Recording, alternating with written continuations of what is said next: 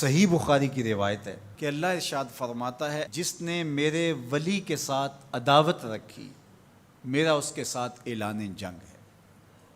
تو پھر کتنا حساس معاملہ ہو گیا جب ولی کی عداوت، ولی کی دشمنی، اللہ سے دشمنی قرار پائی کہ اب اس کا میرے ساتھ اعلان جنگ ہے، تو اب پھر ہمارے لیے ضروری ہو گیا کہ ولی کو پہچانے کہ ولی ہے کون، کہیں ہم اس کی مخالفت نہ کر بیٹھیں اور ہم اللہ جل شانہ کے قہر و غضب کا شکار نہ ہو جائیں۔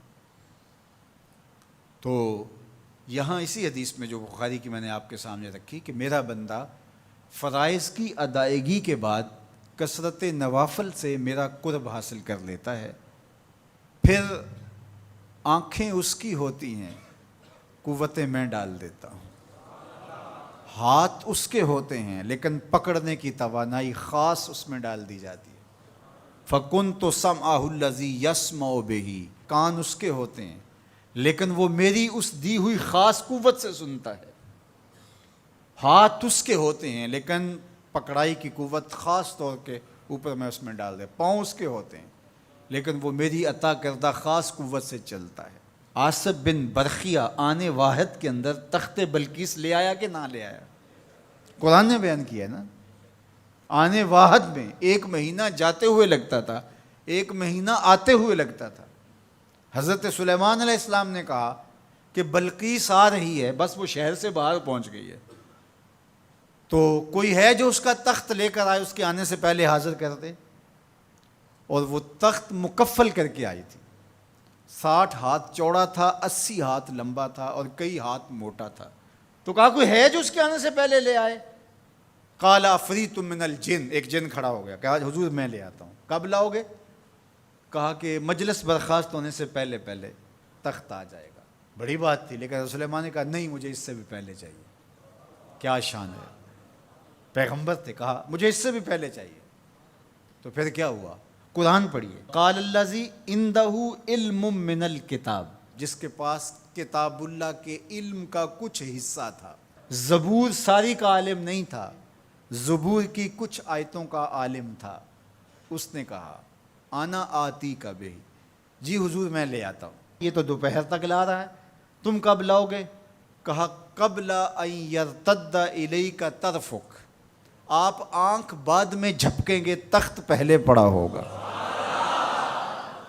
یہ قرآن نے کہا ہے نا۔ اور ابھی حضرت سلیمان نے آنکھ جھپکی نہیں تھی تو تخت سامنے پڑا تھا۔ جب اس کو دیکھا تو بے ساختہ کا ھذا من فضل ربی، یہ میرے رب کا فضل ہے جس نے میری دہلیز کے ایک خادم کو یہ طاقت عطا کی ہے کہ 1 مہینے کی مسافت سے اتنا بڑا تخت آنے واحد میں آنکھ جھپکنے سے پہلے حاضر کر دیتا ہے۔ آنا آتی کا بے ہی، لفظ سنیے، آنا میں، آتی کا آتا ہوں، بے ہی اس کو ساتھ لے کے، یعنی میں ابھی گیا اور ابھی آیا اور تخت بھی لے آیا، اور وہ وہاں سے غائب بھی دکھائی نہیں دیا اور تخت بھی وہاں موجود تھا۔ اور حضرت سلیمان نے کہا کہ یہ میرے رب کا فضل ہے، اور اس کہانی کو میرے رب نے قرآن میں بیان فرمایا۔ جو کرامات پچھلے انبیاء علیہم السلام کی امتوں کے اولیاء کو حاصل تھیں، وہ اس امت کے اولیاء کو بھی حاصل ہو سکتی۔ جس طرح حضور نبیوں سے افضل ہیں، حضور کی امت باقی امتوں سے، اور حضور کی امت کے اولیاء باقی امتوں کے اولیاء سے افضل ہیں۔ تو جب ان کی یہ کرامت ہو سکتی ہے کہ آنے واحد میں تخت بلقیس لا سکتے ہیں، تو اگر اس امت کے کسی ولی کی ایسی کرامت بیان کی جائے تو اس میں طبیعت میں بے چینی کیوں پیدا ہو؟ یہ تو حضرت سلیمان کی امت کے ولی کو بھی اللہ کمال دیا ہے، تو محمد عربی کے غلام کو کیوں نہیں دے سکتا؟ تو جو حضرت شاہ نقشبند بخاری علیہ رحمہ کا ذکر کیا جاتا ہے کہ جب آپ کی خادمہ کو اور آپ سے عقیدت کا دھم بھرنے والی خاتون کو کابل میں محل کی چھت سے دھکا دے دیا گیا، اور جب وہ نیچے پہنچی تو حضرت شاہ نقشبند بخاری علیہ رحمہ نے اس کو جو ہے وہ آسانی کے ساتھ زمین پہ رکھ دیا، تو حیرت سے آنکھیں پھٹی رہ جاتی ہیں اور پوچھتی ہیں کہ آپ کب آئے، آپ تو بخارے میں تھے؟ تو برجستہ بولتے ہیں تو از چبارہ آمدی من از بخارا آمدن، تو چبارے سے چل پڑی تھی، میں بخارے سے چل پڑا تھا۔ تو یہ حضور کے غلاموں کی شان ہے، اور یہ کوئی جو ہے وہ بعید نہیں ہے۔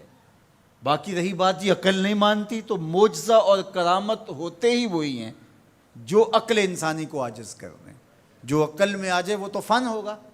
ما یعجز بہ العقل، عقل کی جہاں پہنچ نہ ہو، جو ظاہری اسباب سے ماورا ہو، جو چیزیں ما فوق الفطرت ہوں، تو انہیں ہی تو کرامت، قدرت یا معجزہ کہا جاتا ہے۔ اور اگر وہ عقل اور فہم اور ادراک میں آ جائیں تو پھر جو ہے وہ کیا ہو۔ تو اس کی نظیر ہمارے پاس قرآن میں موجود ہے۔ اب اللہ کا ولی کون ہوگا؟ حضور علیہ السلام سے پوچھا گیا، ابن مردوی اور باقی لوگوں نے روایت کیا کہ حضور ولی کون ہے؟ تو حضور علیہ السلام نے ارشاد فرمایا، اذا رؤوا ذکر اللہ، جس کو دیکھو خدا یاد آ جائے، جس کو دیکھنے سے رب یاد آ جائے، جس شخص کی صحبت میں بیٹھ کے رغبت دنیا کم ہو اور رغبت آخرت بڑھ جائے، اس کی صحبت غنیمت سمجھ۔ اچھا، قرآن نے جو ولی کی علامت بیان فرمائی وہ یہ ہے، الذین آمنوا وکانوا یتقون، یعنی ولی کی جو علامتیں ہیں وہ ایمان اور تقوی ہے۔